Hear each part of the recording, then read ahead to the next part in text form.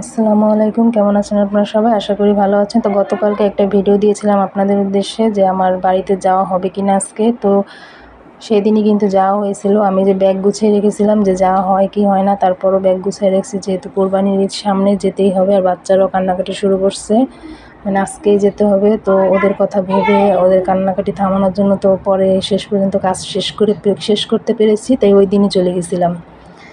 তো এটা কিন্তু গত শনিবারের ভিডিও। যখন আমি পোস্ট করব ততক্ষণে আমি বাড়িতে চলে গেছি। তো এই যে আমরা রেডি হয়ে গেছি, আর দেখুন ঘামিয়ে কী অবস্থা, মানে প্রচণ্ড গরম ছিল ওই দিন। আর এই যে আমরা সবাই রেডি হয়ে গেছি, সবাই মিলে এখনও বাড়ির উদ্দেশ্যে রওনা দেব। আমাদের ব্যাগপত্র গোছানো শেষ, গাড়িও চলে এসেছে। এই যে ব্যাগপত্র নামিয়ে নিচ্ছি আর বাড়িতে চলে যাব এখন। এই তো ভালো লাগতেছে যে ঈদে বাড়িতে যাব, খুব আনন্দ হচ্ছিল। আবার একদিকে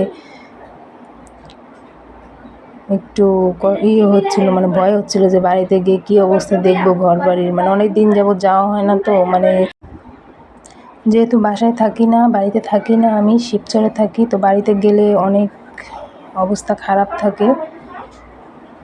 তারপরও দেখা যাক, যেতে হবে বাড়িতে যখন, তখন তো আর কিছু করার নেই। আর এই যে আমরা বাড়ির উদ্দেশ্যে রওনা দিলাম, ছেলে আর আমি, মেয়ে আর আমার নাতি।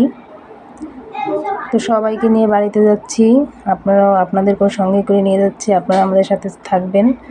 আর বাড়িতে গিয়ে হয়তো তেমন একটা ভিডিও করতে পারবো না, কেননা খুবই ব্যস্ত থাকবো। তারপরও যতটুকু পারবো আপনাদের জন্য ভিডিও করে আনবো, তো আপনারা সাথে থাকবেন। আর এই যে বাড়ির সামনে চলে এসেছি, বাড়ির রাস্তা দিয়ে ঢুকছি এখন।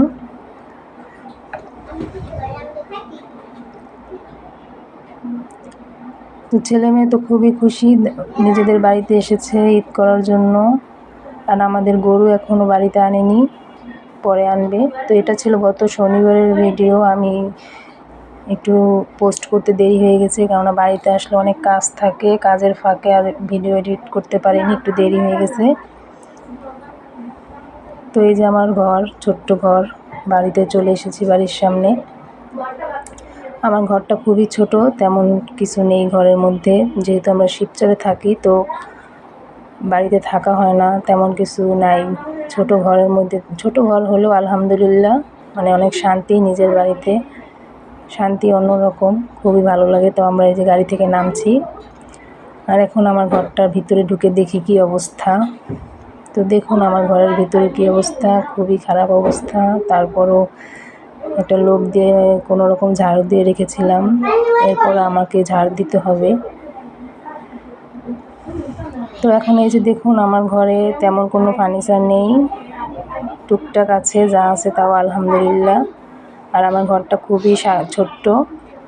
তো এই ঘরটাই আমার শান্তির নীড়, এখানে আসলে আমি অন্যরকম একটা শান্তি পাই, নিজের ঘর বলে কথা। আর এই যে একটা খাওয়ার টেবিল আছে, আর এই যে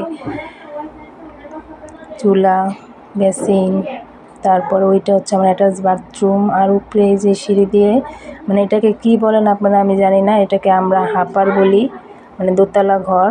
আমার দোতলা ঘর আছে, তো উপরে তেমন একটা যাওয়া হয় না, এই তো। আর এই যে বাইরের দিকে একটা, এই যে আমার এখানে হচ্ছে আমি থালা বাসন ধুই। আর দেখুন পাতা পড়ে কি অবস্থা, মানে পুরাই আমার নষ্ট হয়ে গেছে। তাই এগুলো পরিষ্কার করে আবার আপনাদের সঙ্গে শেয়ার করব যে কেমন দেখা যায়। এটা আমার রান্নাঘর। আর এই যে দেখুন বাচ্চাদের ঈদ আনন্দ শুরু হয়ে গেছে। তো কেমন লাগলো আজকের আমার ভিডিওটা আপনারা অবশ্যই কমেন্ট করে জানাবেন। আর আপনাদের কাছে যদি ভালো লেগে থাকে অবশ্যই একটা করে লাইক দিয়ে যাবেন আর ফলো দিয়ে যাবেন। তো আজকে তাহলে এই পর্যন্তই, সবাই ভালো থাকবেন, সুস্থ থাকবেন, আল্লাহ হাফেজ।